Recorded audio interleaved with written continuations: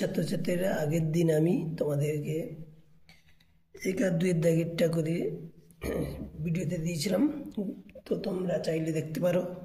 তো যারা নতুন তারা অবশ্যই সাবস্ক্রাইব করে অল নোটিফিকেশান ক্লিক করবে, যাতে পরে ভিডিওগুলো তোমাদের কাছে পৌঁছে যায়। ও আমি চাইছি ভিডিওগুলো তোমরা অবশ্যই দেখো, আশা করি খুবই পরীক্ষার জন্য কাজে লাগবে এবং তোমাদের উপকার হবে। তো অবশ্যই তোমরা ভিডিওটা দেখো, পারলে একটু শেয়ার করে দিও যাতে অন্যদেরও একটু কাজে লাগে। তো যাই হোক, তো আজকে আমি দেখো আগের দিন আমি 1 এর 2 এর দাগ করেছিলাম, আজকে 3 এর দাগের থেকে শুরু করছি। বলেছে যে x² + x + 1 দ্বিঘাত সমীকরণের বীজগুলি বাস্তব। বীজগুলি বাস্তব বলেছে, তাহলে বীজগুলি বাস্তব সেক্ষেত্রে আমরা কি লিখতে পারবো? বীজগুলি বাস্তব বলতে দেখো, তাহলে বলা হচ্ছে যে বীজগুলি হচ্ছে নিরূপক এখানে বের করতে। নিরূপক হচ্ছে কি, নিরূপকের সাথে b² - 4ac বাস্তব হলে গ্রেটার ইকুয়াল টু বা সমান আর কি, যে কোনো একটা ধরা যেতে পারে আর কি।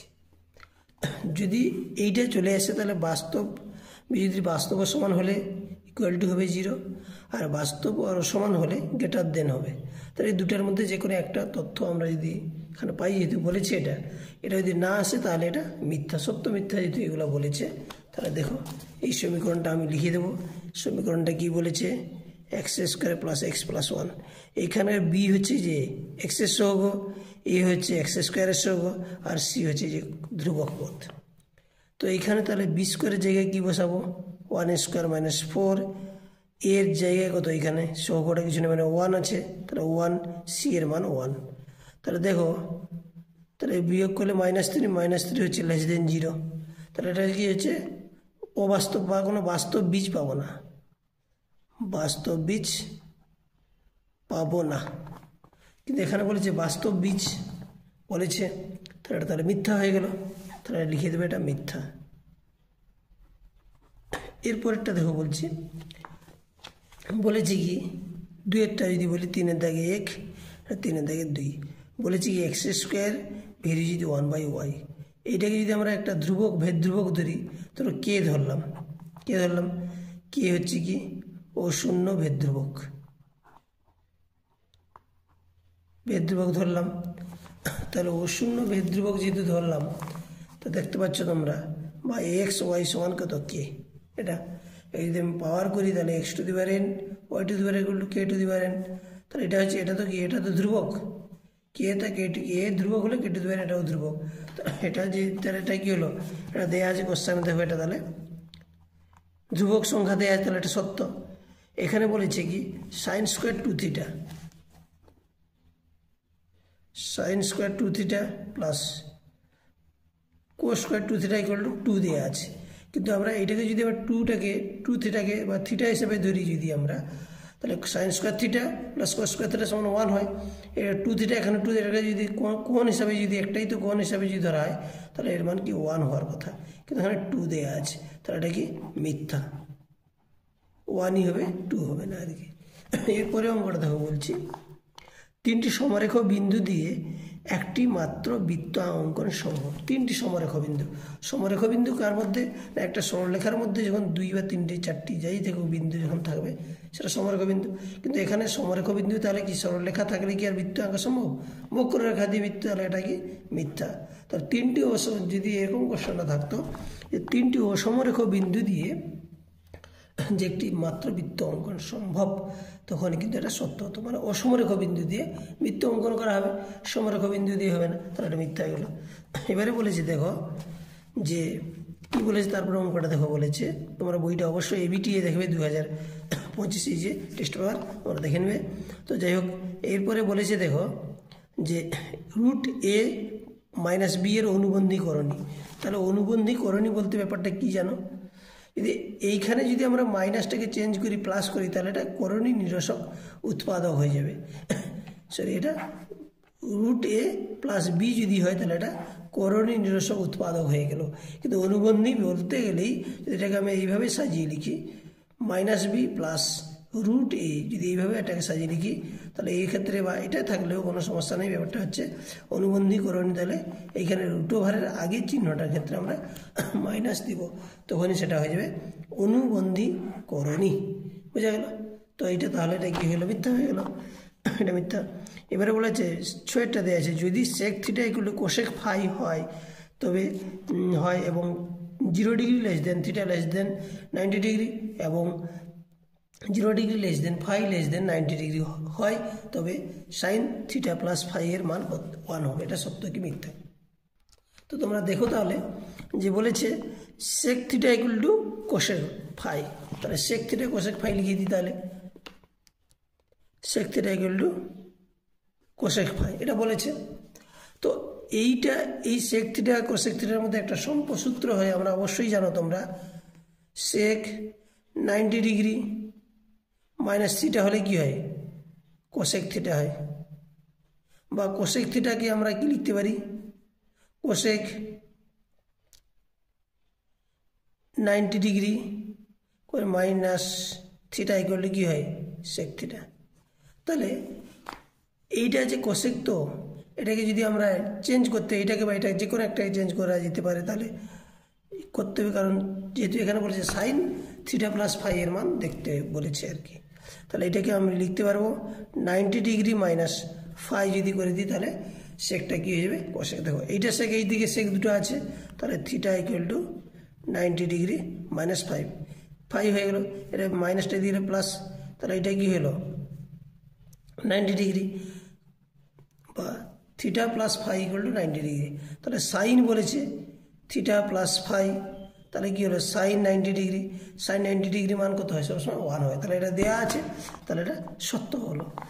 তারপরে দেখো 4 দায়েরগুলো করছে, বলেছে যে বার্ষিক 10% চক্রবৃদ্ধি সুদে 10,000 টাকার 2.1/2 বছরের চক্রবৃদ্ধি সুদ কত হবে?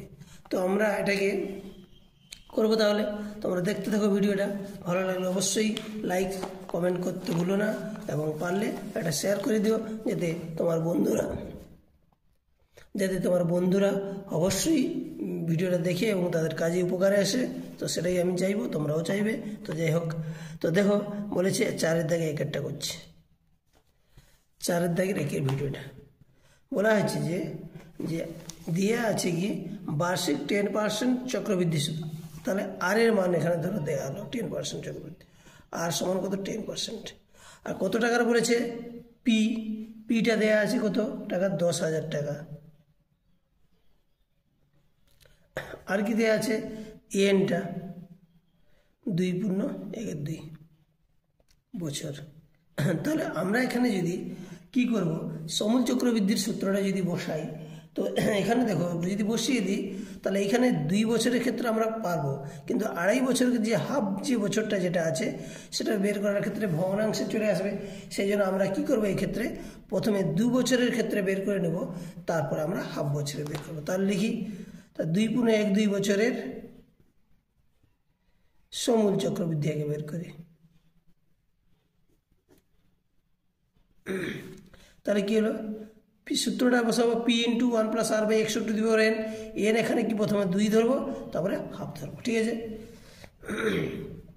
তাহলে 10,000 × 1 + r হচ্ছে 10/100⁴n। এনের জায়গায় প্রথমে কি বসাবো? 2, প্রথমে কি বসালাম? 2। তারপরে এটা হলো 2 বছরের পরে সমূল চক্রবৃদ্ধি, অর্থাৎ তার পরের বছর যেটা হবে এটাই তখন আসল হয়ে যাবে। তার হাফ বছরের সূত্রটা তাহলে কত হবে না? পিটা হচ্ছে এইটা, তখন পি হয়ে গেল, অর্থাৎ 10,000 1 + r/100⁴n ইন্টু পি।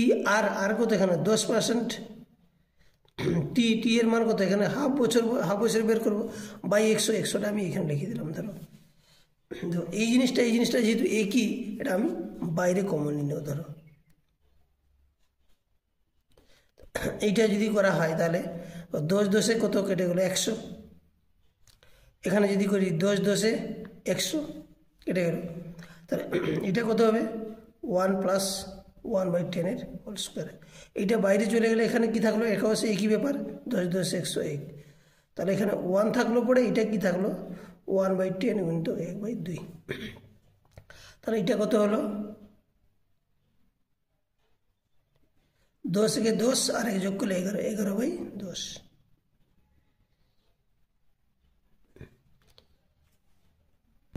এটা দেখো তাহলে 10 দিয়ে কত 20, 20 একে 20 আর এক যোগ করলে কত 21, 21/20 এটা হয়ে গেল। তো এটা যদি কাটাকাটি করার চেষ্টা করে দেখি কতদূর কী হচ্ছে।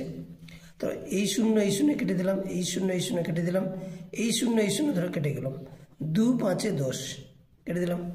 তাহলে এইগুলাকে গুণ করলে কত হচ্ছে দেখো 11 11 121, 121কে আমরা 11 11 গুণ করলে 5 দিয়ে গুণ করলে 5 একে 5 12 5 605, একে আবার 21 দিয়ে গুণ করলে কত হবে, এমনি গুণ করে নিচ্ছি,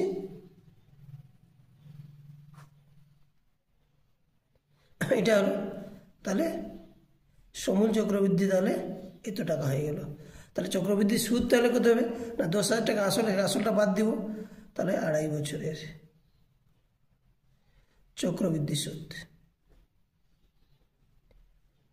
কত হবে। তাহলে এইখান থেকে আমরা 10,000 টাকা বাদ দিব, তাহলে বাদ দিলে কত হবে 2,705 টাকা, 2,705 টাকা হলো, দেখতে পাচ্ছ।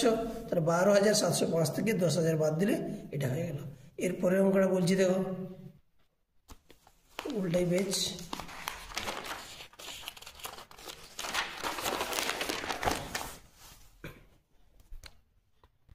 দেখো কি বলেছে, তারপরে অঙ্কটা বলছি x² + x + 1। তোমরা অবশ্যই বইটা দেখবে, কিন্তু ABTA মাধ্যমিক টেস্ট পেপার 2024 আর 2025। তো যাই হোক, x² + x + 1 = 0 সমীকরণের বীজগুলির বর্গ, যে সমীকরণের বীজ তা হলো এটা প্রমাণ করতে হবে। তাহলে এই সমীকরণের বীজগুলির বর্গ যে সমীকরণের বীজ, তাহলে এই সমীকরণের বীজগুলির বর্গ আগে বীজগুলি ধরে নিতে হবে, ধরে নিই, তাহলে তারপর তার বর্গ করবো, সেটা তো পরের কথা, এই বীজগুলি আগে ধরে নিই। তাহলে ধরি যে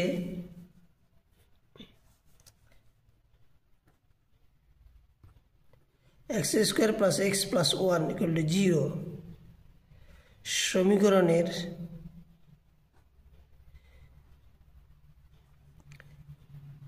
বীজ, যদি x² আছে তাহলে দুটি বীজ থাকে, তাহলে বীজ দুটি হলো, x² আছে পাওয়ারের ঘাত, তাহলে দুটি বীজ থাকবে, যেহেতু চলরাশির পাওয়ার কি 2 আছে, তাহলে একটা আলফা ধরা হলো, একটা বিটা ধরা হলো। এখন আমরা কি জানি, যদি দুটো বীজ যেটা পাওয়া যায় আর কি, তার থেকে দুটো আমরা তথ্য পাই, কি পাই না বীজগুলির সমষ্টি আর বীজদের গুণফল। তাহলে বীজদের সমষ্টি এখান থেকে বের করব, অর্থাৎ আলফা আর বিটার সমষ্টির সূত্রটা কি হবে। তাহলে তোমরা অবশ্যই জানো যে x-এর সহগ -x এর সহগ বাই x² এর সহগ, x-এর সহগ -x-এর সহগ কত আছে, কিছু নেই, মানে এখানে 1 গুণ আছে, 1 তো প্রত্যেক সংখ্যার সাথেই গুণ থাকে, এখানে x² আগে কিছু নেই, মানে কত গুণ আছে, সহগ কত 1, তাহলে 1 -1/1 কত হলো 1। তো আর কি বের করতে পারি, বীজদের গুণফল, অর্থাৎ আলফা বিটা। বীজদের গুণফল কি হয়, ধ্রুবক পদ, অর্থাৎ কনস্ট্যান্ট কোনটা আছে এটা, ধ্রুবক পদ বাই x² এর সহগ কত দেখতে পাচ্ছ তোমরা, এখানে 1 আছে, তাহলে 1 লিখবে, 1/1 কত হলো, তাহলে 1ই হলো। এখন বলেছে সমীকরণের বীজগুলির বর্গ, যে সমীকরণের বীজ, তাহলে বীজগুলির বর্গ করলে কত হবে, তাহলে সমীকরণের বীজগুলির বর্গ কত, সমীকরণের বীজগুলির বর্গ করলে বীজগুলি হবে কত, কি হবে, তাহলে আলফা ছিল α², বিটা ছিল β², এই তো হলো। এখন যে সমীকরণটা গঠিত হবে তার সেটা কি হবে, সেটা যেটা হবে এখান থেকে যদি পাওয়া যায় তাহলে ঠিকই আছে। তাহলে নির্ণয় সমীকরণটি হলো, নির্ণয় সমীকরণটি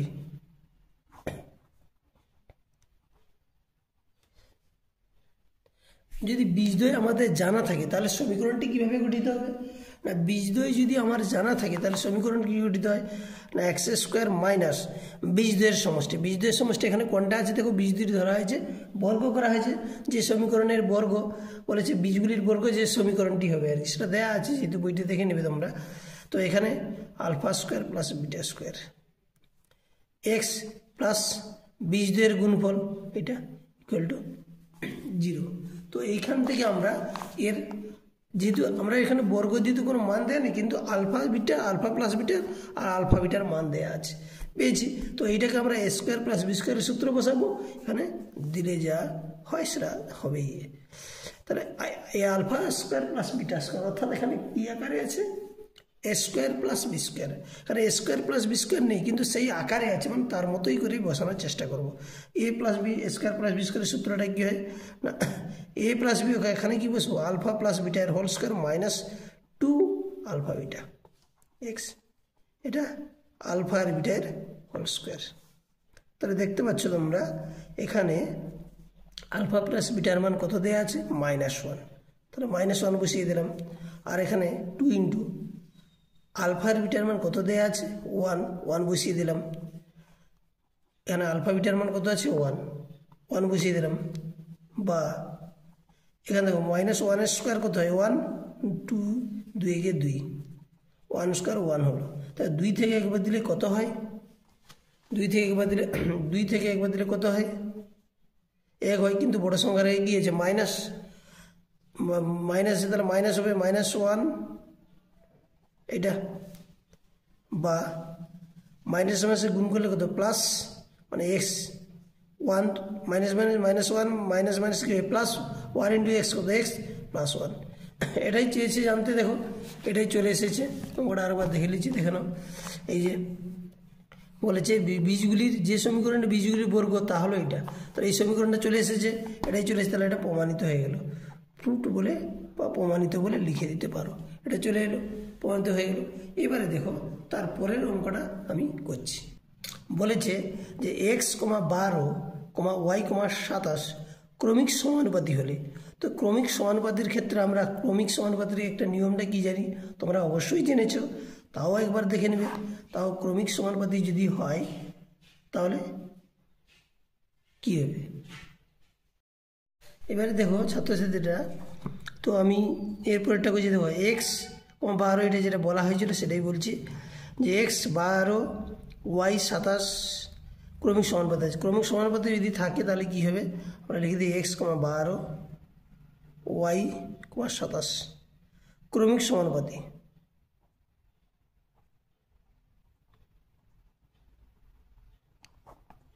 ক্রমিক সমানুপাতি হলে আমরা কি নিয়মটা লিখতে পারি,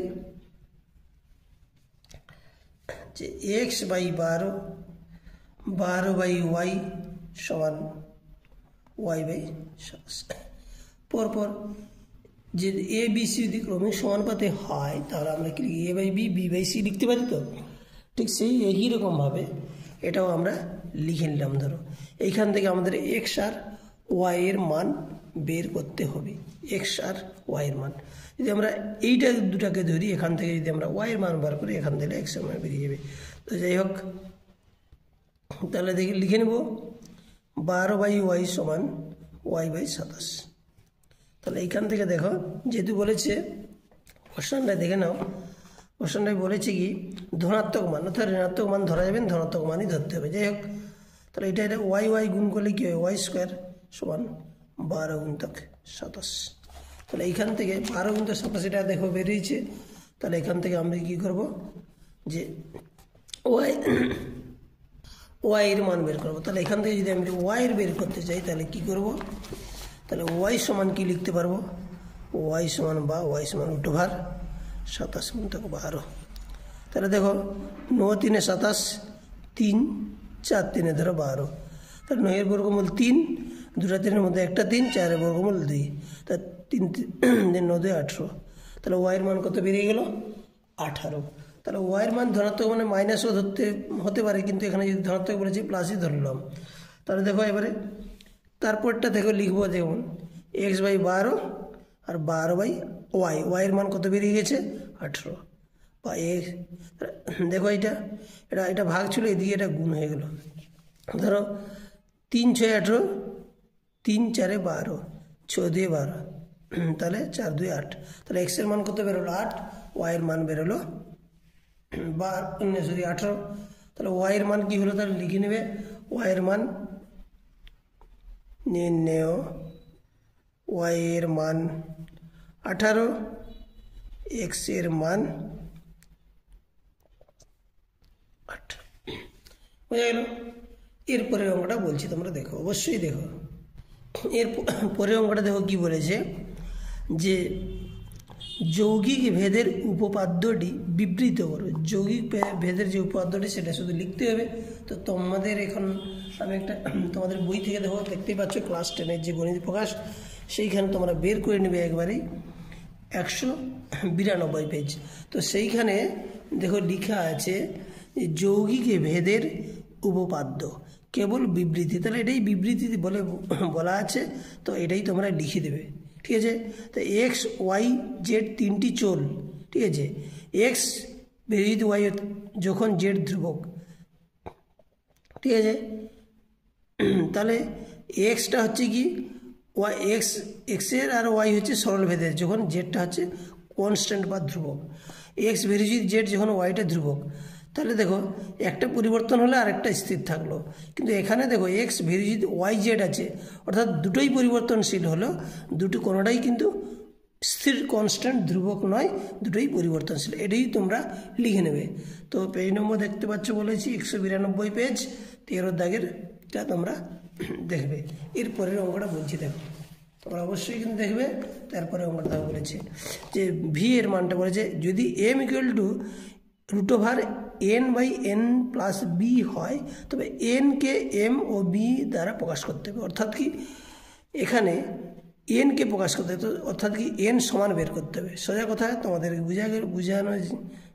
বুঝিয়ে বলা এটাই যে এন সমান এখানে তোমাদেরকে বের করতে হবে, ঠিক আছে? বের করে নেব। যেটা দেয়া আছে, কি দেয়া আছে, এম সমান দেয়া আছে √n/n+b। এইবারে কি করবো, যেহেতু আমরা এন সমান বের করব, এন এর জায়গাটায় কি আছে, √ভার যুক্ত পদ আছে, তাহলে এখানে √ভার যুক্ত পদ রাখাই যাবে না। তাহলে কি করবো, এটাকে বর্গ করে দেবো, দিলে এই √ভার যে জিনিসটা এটা চলে যাবে। তাহলে কি আমরা এখানে যদি বর্গ করে দিলে এটা কী হবে, m² হয়ে যাবে, আর এটা √ভারটা উঠে গিয়ে n/n+p। এখানে কি করলাম, তাহলে উভয় পক্ষে বর্গ করে দিলাম। বুঝা গেল?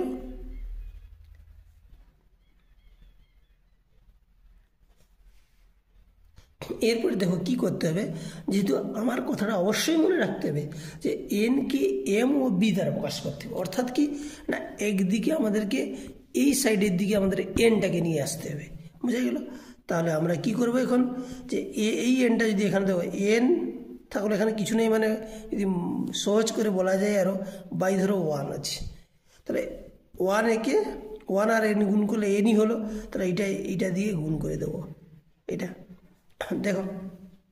এবারে এটাকে এইগুলাকে যদি আমরা গুণ করে, তো এন তো এনই থাকলো, আর কোনো চেঞ্জ হওয়ার কিছু নেই।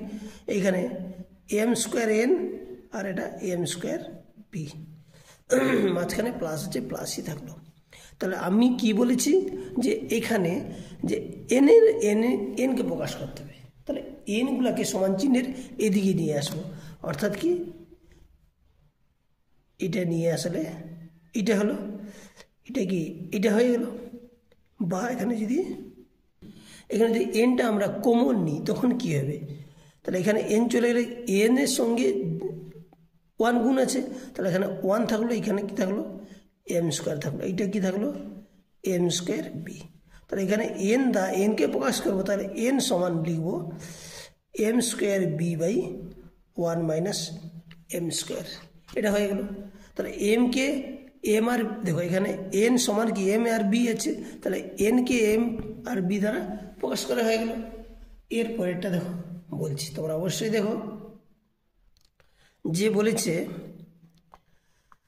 যে 6টা বলছি, 4 থেকে 6, ত্রিভুজ ABC এর পরিকেন্দ্র ও এবং BAC সমান 85 ডিগ্রি, PCA 55 ডিগ্রি, তাহলে কোণ ও এ সি এর মান নির্ণয় করো। তাহলে কথাটা বুঝতে হবে, প্রথমে কি বলেছে, ত্রিভুজ এ বি সি এর পরিকেন্দ্র ও। তাহলে ত্রিভুজ এ বি সি বের করবো প্রথমে, তার পরিকেন্দ্রটা ও।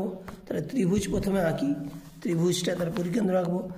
প্রথমে আমরা ত্রিভুজটা এঁকে নেব, ঠিক আছে। দেখো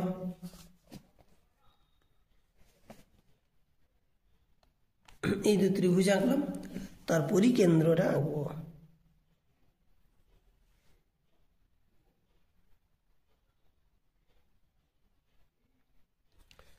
এই হলো ত্রিভুজ, ঠিক আছে। তার পরিকেন্দ্র অর্থাৎ এইখানে দেখো কেন্দ্রবিন্দু নিলাম, ও নিলাম। এইখানে কি বলেছে কোশ্চেনটা আরেকবার দেখে নেব। 4-এর দাগে 6-এরটা বলেছে যে যে বিএসি, বিএসি ধরো লিখলাম যে কোনো একটা, ধরো আমি যদি লিখি তাহলে এ বি সি যদি আমরা লিখি এখানে বিএসি, এইটা হচ্ছে কত বলেছে 85 ডিগ্রি, ঠিক আছে। আর কি বলেছে, আর বলেছে বিসিএ, বিসিএ এটা বলেছে 55 ডিগ্রি, লিখে দিলাম।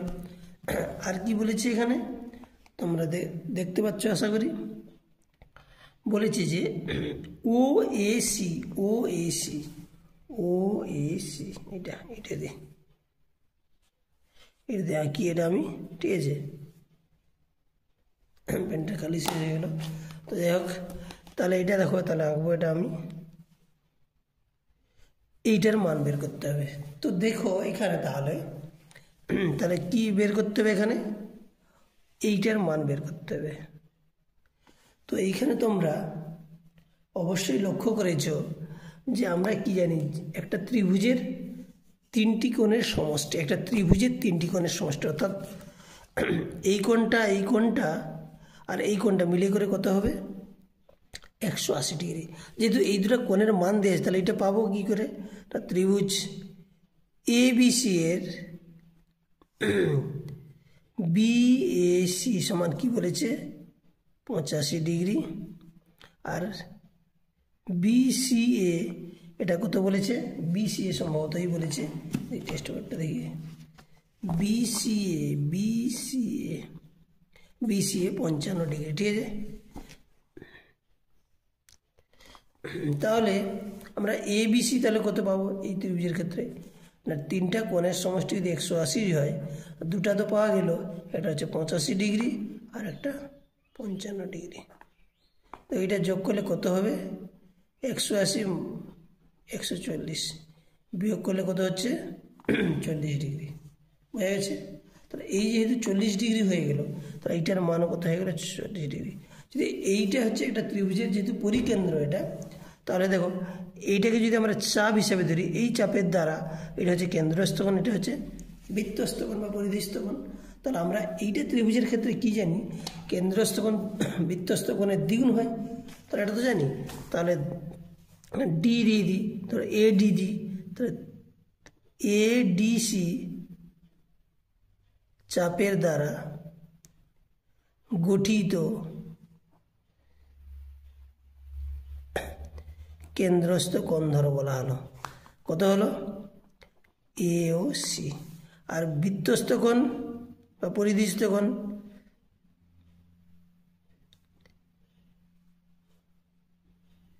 বৃত্তস্থ কোণ কি হলো, বৃত্তস্থ কোণ হচ্ছে কত এ বি সি, ঠিক আছে। এ বি সি হচ্ছে বৃত্তস্থ কোণ। তাহলে আমরা কি জানবো যে বৃত্তস্থ কোণ কি হলো পরিধিস্থ কোণের, কেন্দ্রস্থ কোণ কি হলো বৃত্তস্থ কোণের দ্বিগুণ। তাহলে কেন্দ্রস্থ কোণ কত হচ্ছে এইটা, বৃত্তস্থ কোণ কোনটা A C B, sorry A B C sorry, হ্যাঁ এটার মান কত দেয়া আছে, তাহলে এটার মান দেখো কত বেরিয়েছে 40 ডিগ্রি। তাহলে 40 দিয়ে কত হলো 80 হয়ে গেল। তাহলে এ ও সি এর মান বেরিয়ে গেল, তাহলে নির্ণয় এ সি এর মান বেরোল।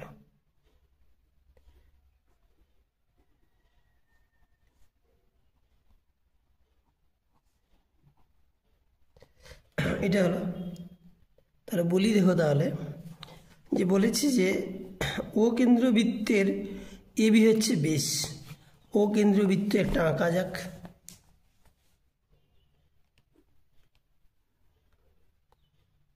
ধরো এটা একটা ও কেন্দ্রীয় বৃত্ত আঁকা হলো, তার বেশ হচ্ছে এ বি, এটা কেন্দ্রবিন্দু থাকলো ও, তাহলে বেশ হচ্ছে এ বি। তাহলে আর কি বলেছে, বৃত্তের উপরের, এরপরে কি বলেছে দেখে না যাক। বলেছে যে ও কেন্দ্রীয় বৃত্তের আছে সি হচ্ছে বৃত্তের উপর এমন একটি বিন্দু যেখানে বি ও সি হচ্ছে কত 120 ডিগ্রি। তো এইখানে ধরো এমন একটা বিন্দু ধরা হলো, এটা যেটা কি হলো 100 বি, এটা সি ধরা হলো যেটা হচ্ছে 120 ডিগ্রি। ঠিক আছে, এটা হলো 120 ডিগ্রি। তো এইখানে কি বের করতে হবে আমাদেরকে, বের করতে হবে এ বি সি, এ বি সি। আচ্ছা, এইখানে যদি আমি এটা যোগ করে দিই, এ বি সি এটা যোগ করে দিলাম, ধরো এখানে যোগ করার ফলে কি হলো না, এইখানে একটা কোণ তৈরি হলো, এইখানে একটা কোণ তৈরি হলো। তাহলে এই কোণেরগুলার মান কত হবে, তাহলে এই কোণটা ওইটা এইটার এই দেখো বি ও সি একটা ত্রিভুজ আকারে হয়ে গেল, অর্থাৎ এই কোণটা যা হবে ও বি সি কোণ যেটা হবে এ বি সি সেই কোণটাই হবে একই কোণ। তাহলে আমরা এখান থেকে কি লিখতে পারবো যে ও কেন্দ্রীয় বৃত্তের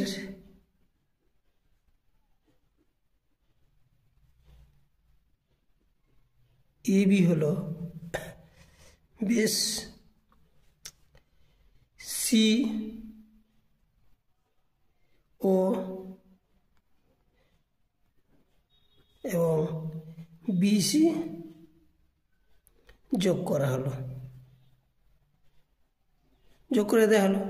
এখন যোগ করে দেওয়ার ফলে কি হলো না, এটা ত্রিভুজ হলো।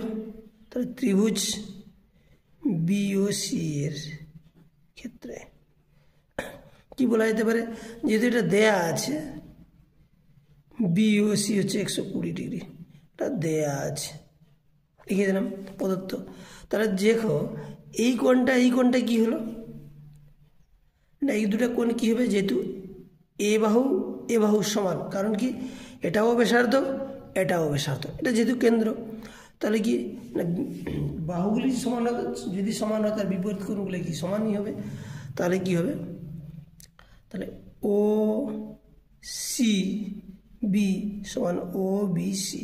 কারণটা কি দুটো কোণ সমান হবে, কি কারণে না, কারণ কি না ও বি আর ও সি হচ্ছে একই বৃত্তের ব্যাসার্ধ,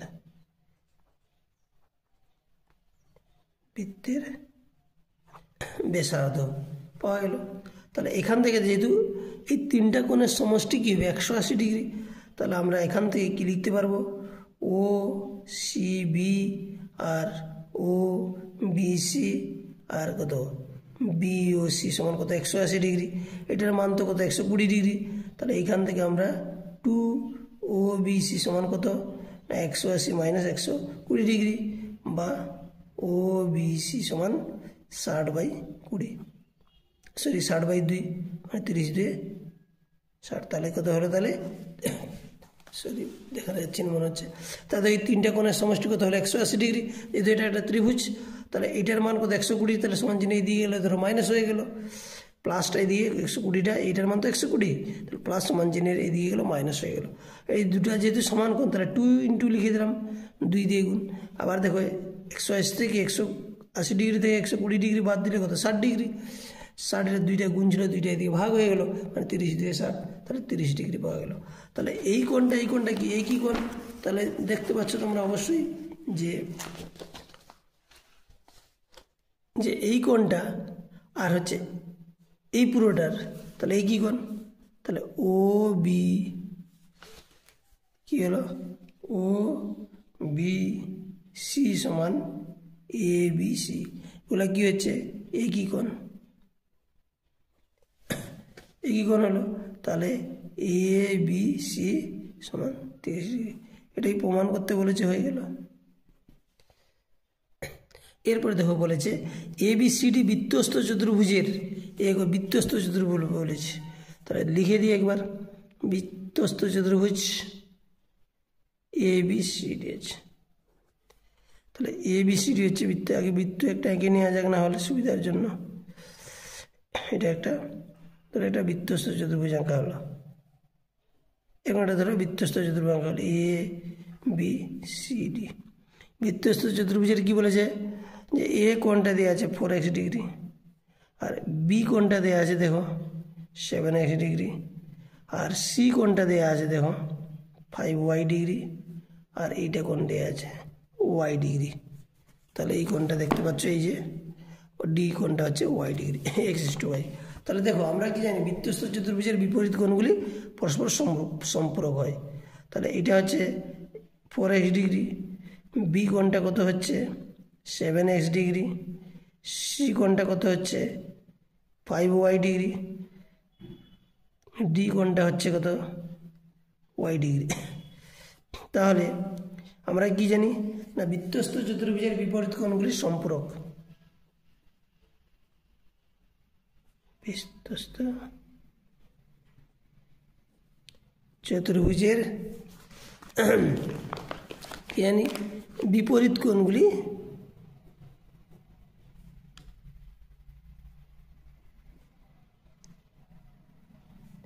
সম্পূরক। তাহলে এখান থেকে এই দুটো কোণের সমষ্টি কত হবে 180 ডিগ্রি, তাহলে এটা 180 ডিগ্রি, আর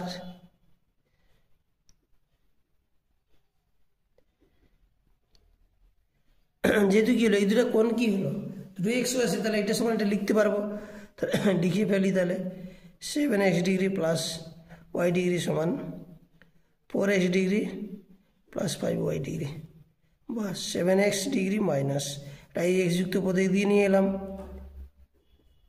y যুক্ত পদ এইদিকে চলে গেল, বা 3x ডিগ্রি সমান কত 4y ডিগ্রি, বা x বাই y সমান কত 4/3। তাহলে x/y সমান কত হলো 4:3। তাহলে হয়ে গেল x/y কত হলো 4:3। ঠিক আছে, আবার প্রথম থেকে বলে দিচ্ছি, নাহলে দেখে নাও। এই যে বৃত্তস্থ চতুর্ভুজের বিপরীত কোণগুলি পরস্পর সম্পূরক। তাহলে এই কোণটার মান দেওয়া আছে, এইটার মান দেওয়া আছে, সবগুলোর মান দেওয়া আছে। তো যেহেতু এইটা লিখলাম সেই জন্য এই দুটা কোণের সমষ্টি 180, এই দুটা কোণের সমষ্টি 180 ডিগ্রি, তাই এই দুটা সমান হয়ে গেল। তাহলে x যুক্ত পদগুলোকে এক দিয়ে নিয়ে এলাম, y যুক্ত পদ একদিকে চলে গেল। 7 থেকে 4 বাদ দিলে 3, 5 থেকে 1 বাদ দিলে 4। এখানে সহগ 1 আছে বলে 5 থেকে 4 বাদ 1 বাদ দিলাম 4 হলো। yটা এদিকে ভাগ হয়ে গেল, 3টা এদিকে ভাগ হয়ে গেল। তাহলে x degree by y degree সমান 4/3 x/y, তাহলে কত হলো 4:3। তারপরে অঙ্কটা বলছি দেখো, এরপরে অঙ্কটা বলেছে দেখো ABC ত্রিভুজের BC বাহুর সমান্তরাল সরলরেখা AB এবং AC-কে PQ বিন্দুতে ছেদ করেছে। AP মান দেয়া আছে, QC মান দেয়া আছে, PA সমান AQ হয় তবে PB এর মান নির্ণয় করতে হবে। তাহলে দেখে নাও, তাহলে ABC একটা ত্রিভুজ অঙ্কন করি আগে। তোমরা দেখতে পাচ্ছ, মাঝে মাঝে দেখা যাচ্ছে না, সমস্যা হয়ে যাচ্ছে। আচ্ছা, কত থাকে এটা 9টা। তাহলে একটা ত্রিভুজ আঁকলাম, ঠিক আছে, ABC। ত্রিভুজটা কি বলেছে, BC এর সমান্তরাল সরলরেখা আঁকা হলো, যা AB-কে P বিন্দুতে, এদের এরকম একটা সমান্তরাল সরলরেখা আঁকলাম, AB-কে P বিন্দুতে, আর কি হলো AC-কে সম্ভবত Q বিন্দুতে, AC-কে Q বিন্দুতে ছেদ করলো। আর কি কি মান দেয়া আছে দেখো, কি মান দেয়া আছে, AP সমান কত দেয়া আছে 4 সেমি, QC দেয়া আছে 9 সেমি, আর কি দেয়া আছে PB সমান AQ। এই তথ্যটা দেয়া আছে, ঠিক আছে। ছাত্রছাত্রীরা দেখো, তোমাদের সুবিধার জন্য আমি এইটা আবার একটা বইটা দেখো তোমাদের বোঝানোর সুবিধার্থে বলছি।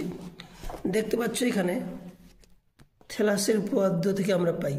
এখানে কি বলেছে তো লেখা আছে ABC ত্রিভুজের BC এর সমান্তরাল সরলরেখা AB AC-কে যথাক্রমে D এবং E বিন্দুতে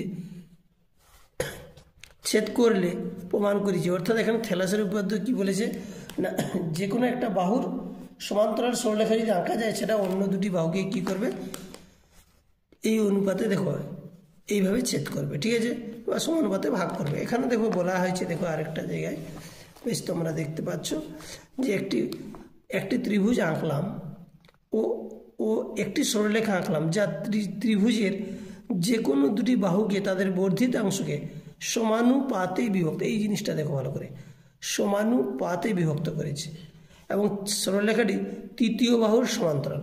যদি এইটায় ধরা হয় তাহলে এইটা একটা বাহু, এটা হচ্ছে তৃতীয় বাহু, এটা প্রথম, এটা দ্বিতীয়, এটা তৃতীয়। তাহলে কী হলো, এটা ত্রিভুজ কী হলো আর কি, যে কোনো দুটি বাহুকে সমানুপাতে ভাগ করলো। তো এই দুটা অনুপাতে যদি সমানুপাতে ভাগ করে তবে এটা সমান্তরাল হবে। আবার এটা যদি সমান্তরাল হয় তাহলে এই দুটা কী হলো, সমানুপাতে ভাগ করবে। অর্থাৎ দেখো AB by DB AC by ধরো EC বলা হলো, অথবা AD বাই AB বলেছে আর AE বাই AC বলেছে, ঠিক আছে, অথবা এটাকে তুমি AD বাই DB বলতে পারো অথবা AE বাই ECও করতে পারো। তো এইভাবে হচ্ছে নিয়ম, ঠিক আছে। তো তোমাদের এখানে যেমন দেয়া আছে, দেখো এই যে সূত্রটা তোমাদেরকে তথ্যটা দিলাম, তোমরা অবশ্যই বইটা কিন্তু একবার পারলে দেখে নিবে আর কি। কত পেজ, 238 পেজ তোমাদের এইখানে আছে, দেখবে তথ্যটা। তো সেই একই রকমভাবে যদি আমি বলি, দেখো তাহলে যে এটা সমান্তরাল বলেছে, তাহলে AP বলা আছে, APর মান দেওয়া আছে। তা থেলাসের উপপাদ্য থেকে আমরা লিখতে পারবো, থেলাসের উপপাদ্য থেকে পাই, থেলাসের উপপাদ্য থেকে পাই, তা লিখতে পারবো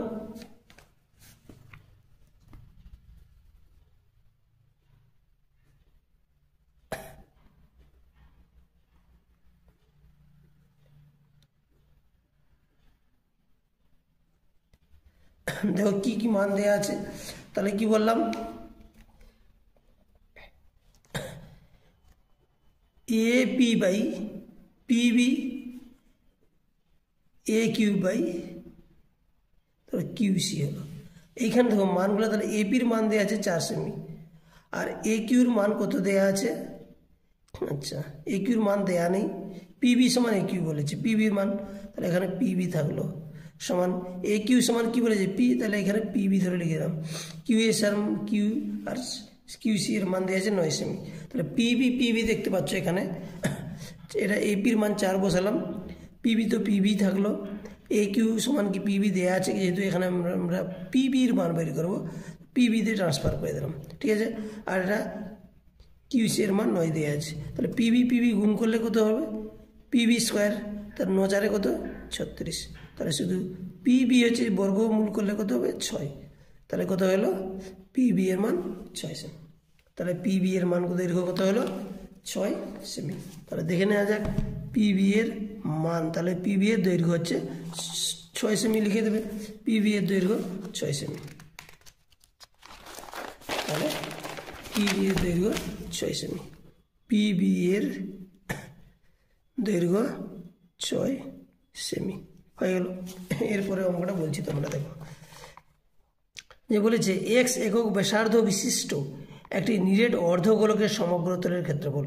তোমরা অর্ধগোলকের সমগ্রতলের ক্ষেত্রফল সূত্রটা তোমরা জানো অবশ্যই, তাও আমি বলছি তোমরা দেখো বইটা অবশ্যই দেখবে, এই গণিত প্রকার 10ম শ্রেণী দেখো, তোমার যে অর্ধগোলকের ক্ষেত্রে দেখো এখানে দেয়া আছে, তো পেজটা সব দেখতে পাচ্ছ যে নিরেট অর্ধগোলকের সমগ্রতলের ক্ষেত্রফল দেখতে পাচ্ছ, পরিষ্কার করে বলছি, নিরেট অর্ধগোলকের সমগ্রতলের ক্ষেত্রফল কত দেওয়া আছে 3πr², আর এখানে হচ্ছে কি ব্যাসার্ধ, ঠিক আছে। এখানে অর্ধগোলকের দেয়া আছে হচ্ছে কি সমগ্রতলের ক্ষেত্রফল দেওয়া আছে। তো এইটাকে তোমরা যদি মনে না থাকে, ভুলে গিয়ে থাকো, তাহলে আরেকবার আমার কথা মেনে তোমাদের পরীক্ষার সুবিধার জন্য তোমাদেরকে যাতে নাম্বার পাও তোমরা সেইটাকে লক্ষ্য রেখে আমার কথাটা একটু মনে রেখে একটু তোমরা অবশ্যই কিন্তু দেখবে জিনিসটা, ঠিক আছে। আশা করি তোমাদেরই তো উপকার হবে, আর কদিন মাত্র তো পরীক্ষা, তো তোমরা অবশ্যই কিন্তু দেখো। এটা দেখো 3πr²। তো সেই জন্য আবার দেখো বলছি, তাহলে কি বলেছে, তাহলে ব্যাসার্ধ বিশিষ্ট বলেছে নিরেট অর্ধগোলকের সমগ্র তলের ক্ষেত্রফল। তাহলে তাহলে নিরেট অর্ধগোলকের ব্যাসার্ধটা তাহলে লিখে নেব। এটা কত দাগের অঙ্কটা যেন ছিল তোমাদের, এটা 10-এর দাগেরটা, ঠিক আছে। 4-এর দাগে 10, 4-এর দাগে 10-এরটা করছি, ঠিক আছে। 4-এর দাগে 10-এর অঙ্কটা তাহলে করছি। তাহলে নিরেট অর্ধগোলকের ব্যাসার্ধ, নিরেট অর্ধগোলকের ব্যাসার্ধ কত বলেছে, x একক। তার নিরেট অর্ধগোলকের সমগ্র তলের ক্ষেত্রফল কি হবে, নিরেট অর্ধগোলকের সমগ্র তলের ক্ষেত্রফল কত হবে, 3πr²। আর এর জায়গায় এখানে কি আছে, x আছে, তাহলে 3πx² বর্গ একক। আশা করি বোঝা গেল। তাহলে এটা হয়ে গেল। তারপরে অঙ্কটা ধরো আরেকটা বলছি তোমাদেরকে। বলেছে যে x = a cos θ + b sin θ এবং y সমান কি হচ্ছে, a sin θ - b cos θ হলে তবে x² + y² = a² + b²। এই ধরো অঙ্কটা দেয়া আছে। তো তোমাদেরকে এটা করতে হবে। তো যাই হোক, তো আমি বলছি, তাহলে দেখো, তাহলে x সমান a cos θ, কত দাগেরটা, এটা 4-এর দাগে 11টা, a cos θ plus b sin θ, ঠিক আছে। আর y যেহেতু বলেছে কত, y সমান বলেছে, দেখো তোমরা বইটা অবশ্যই কিন্তু কাছে রাখবে কিন্তু, ঠিক আছে। তাহলে y সমান বলেছে a sin θ minus b cos θ। যেহেতু বলেছে অ্যাক্সেস, তোমরা অবশ্যই কিন্তু দেখছো আমার ভিডিওটা, আশা করি তো কাজে লাগবে, আশা করি অবশ্যই কাজে লাগবে, না লাগার কাজে কিছু নেই, অবশ্যই উপকারে তোমাদের লাগবে। তো যাই হোক, x² + y² যেহেতু বলেছে মান বার করতে, তাহলে আমরা মান বার করব। x² + y², এখানে x এর মান এটা, তাহলে বর্গ করে দেবো, বা এটাকে বাম পক্ষ ডান পক্ষ লিখতে পারো, ঠিক আছে। বাম পক্ষ ধরে লিখে দিলাম, এটা বাম পক্ষ সমান এটা, এর মানটা তাহলে কত হবে, এটা a cos θ plus b sin θ এর হোল স্কোয়ার, এটা a cos θ, sorry a sin θ বলেছে না, a sin θ minus b cos θ এর হোল স্কোয়ার, এটা হলো। তাহলে এটা যদি আমরা, এটা a প্লাস b এর হোল স্কোয়ার, এটা a মাইনাস b এর হোল স্কোয়ার, এটা a মাইনাস b এর হোল স্কোয়ার যদি বসাই দিই, তাহলে এটা a স্কোয়ার cos স্কোয়ার θ, এটা হচ্ছে a square b square plus 2ab বা a square plus 2ab plus b square, অর্থাৎ b স্কোয়ার সাইন স্কোয়ার θ। আর এটাকে যদি আমরা লিখি হোল স্কোয়ার, দেখো দেয়াই এসে তোমরা দেখতে পাচ্ছ আশা করি। তো এটাকে আমরা যদি এটাকে লিখছি এবারে a square sine square θ minus 2a sine θ আর b cos θ plus b square cos square θ। দেখো b স্কোয়ার cos স্কোয়ার θ, এই জিনিস যেটা, এই জিনিস একই জিনিস আছে, এটা কেটে দিলাম। তো এখানে a, এখানে a, তাহলে যদি আমরা লিখি a square sine square θ plus cos square θ। যদি b যদি লিখি, তাহলে b square sine square θ plus, দেখো তোমরা মিলিয়ে দেখে নাও, দেখো b স্কোয়ার আছে, এখানে cos স্কোয়ার আছে, b স্কোয়ার আছে, এখানে sine square, b square common নিলে এটা আবার স্কোয়ার, সেই কি হয়ে যাচ্ছে স্কোয়ার cos স্কোয়ার θ আর a স্কোয়ার সাইন স্কোয়ার। তাহলে সাইন স্কোয়ার cos স্কোয়ার আমরা সূত্রটা কি জানি আমরা 1, সাইন স্কোয়ার, তাহলে এটা হচ্ছে কত, a square into 1 b square into 1, তাহলে কি আসবো, a square plus b square, এটা কি হলো ডান পক্ষ, লিখে দিতে পারো, এটাই হয়ে গেল প্রমাণিত, ঠিক আছে। এরপরে এটা লিখে দিতে পারো, সেখানে sine square θ plus cos square theta সমান 1। এটা সূত্রে আমরা জানি, এটা বসিয়ে দিলাম। এরপরেরটা বলছি, দেখো এটা দেখো 4-এর দাগ, এটা লাস্ট অঙ্ক, ঠিক আছে। তো তোমরা অবশ্যই দেখো কি বলেছি এখানে, যে alpha plus beta equal to pi দেওয়া হলে তাহলে আলফা আর বিটার মান বের করতে হবে। তো তাহলে দেখো, তাহলে বলছি এখানে কি দেওয়া আছে, 4-এর দাগের 12টা বলেছে যে √2 cos alpha minus beta equal to 1 দেওয়া আছে, বা cos alpha minus beta equal to 1/√2 দেওয়া আছে। তো এখানে আমরা কি জানি, 1/√2 কোস কত ডিগ্রির মান, কোস কত ডিগ্রির মান 1/√2 আমরা জানি কি, অবশ্যই জানি। তো এখানে আমরা যদি লিখি তাহলে একবার দেখে নেওয়া যাক, বইটা যদি আমরা দেখে নিই। তো দেখো তোমরা, তো আমরা চলে এসেছি দেখো সেই সূত্রটার দিকে, অধ্যায় 23 ত্রিকোণমিতিক অনুপাত এবং ত্রিকোণমিতিক অভেদাবলিতে। তো সেইখানে দেখো ছকটা তোমরা অবশ্যই কিন্তু জানো, অবশ্যই সবারই মনে আছে, তার সত্ত্বেও একবার আমি শুধু মনে করিয়ে দিচ্ছি তোমাদের।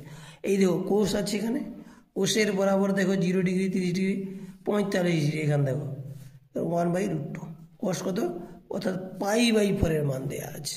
কোস π/4 মানে 1/2। কেন π/4 বসাবো, তার আগে দেখো এখানে আলফা প্লাস বিটা কিন্তু π/2 আকারে দেওয়া আছে, সেই জন্য আমরা এখানে কোস π/4 লিখে দিলাম। তাহলে অতএব alpha minus beta equal to π/4, এটা 1 নম্বর দিতে পারো। আরেকটা কি আছে, আলফা প্লাস বিটার মান π/2, 2 নম্বর দিয়ে দিলাম ধরো। তো এই দুটা থেকে তোমরা অবশ্যই কিন্তু আলফা আর বিটা এর মান বের করতে পারবে, আমি জানি সহজেই বের করতে পারবে। তাও কিন্তু যাদের মানে এইসব থিটা বা পাই সব বুঝতে একটু সমস্যা হবে মনে করি কিছু জনের, সেই জন্য আমি অঙ্কটা ধরো করে দেওয়ার চেষ্টা করছি। 1 নম্বর আর 2 নম্বরকে যদি আমরা যোগ করে দিলাম, ধরো যোগ করলে কি হবে, এইটা আছে, যা সাইন আছে আমরা যোগ বিয়োগ কী করি, সাইনটা কি দেখি তো চিহ্নটা, তাহলে এইটা দেখো, এইটা আলফা, এটা কেটে গেল, তাহলে alpha alpha sorry beta beta কেটে গেল, তাহলে আলফা 2 আলফা, এটা দেখো π/4 আর হচ্ছে π/2, এটা দেখো তাহলে আলফা হচ্ছে কত, যোগ করলে 4, লসাগু 2 2 4, 2π, বা আলফা সমান কত হবে 3π/8, 2 4 8, এখানে 2টা গুণ ছিল, 2টা দিয়ে ভাগ হয়ে গেল। তাহলে বিটা এর মান কত হবে, আলফা প্লাস বিটা যদি আমরা π/2 ধরি, বা যে কোনো একটা জায়গায় বসিয়ে দিতে পারো, তাহলে 2 নম্বর যেহেতু বেশি বিস্তৃত করার দরকার নেই, তাহলে ধরো π/2 মাইনাস 3π/8, প্লাসটাই দিয়ে গেলে আলফাটা মাইনাস হয়ে গেল। লসাগু হলো কত 8 হবে লসাগু, তাহলে 4 2 8, 4π মাইনাস 8 1 8, 3π, তাহলে বিয়োগ করলে π/8। তাহলে আশা করি আলফা আর বিটার মান বেরিয়ে গেল। অতএব আলফা এর মান 3π/8 এবং বিটা এর মান π/8। আশা করি তোমাদের সাপোর্ট সহযোগিতা অবশ্যই পাবো, এবং সবথেকে বড় কথা হচ্ছে তোমাদের সামনে পরীক্ষা, এবং তোমাদেরও খুব প্রয়োজন, খুবই কাজে লাগবে। সবার অনেকে জানা আছে, সব কিছুই পারছো, তাও একবার করে দেখার চেষ্টা করবে, যাতে তোমাদের আরও ভালো করে কাজে লাগে, আরও তোমার সহজেই অঙ্ক লাগে, আরও বেশি যত দেখবে তত জানবে, এরকম ব্যাপারটা সব কিছু জেনে গেলে কিন্তু পরীক্ষা দিতে খুব সহজেই হাসি খুশি দিয়ে পরীক্ষা দিয়ে বেরিয়ে আসতে পারবে হল থেকে, পরীক্ষার হল থেকে। আর বেশি কিছু বলছি না, আমার চ্যানেলটাকে যারা নতুন তারা অবশ্যই সাবস্ক্রাইব করে অল নোটিফিকেশানে ক্লিক করবে, যাতে পরের ভিডিওটা ঠিক তোমার কাছে পৌঁছে যায়।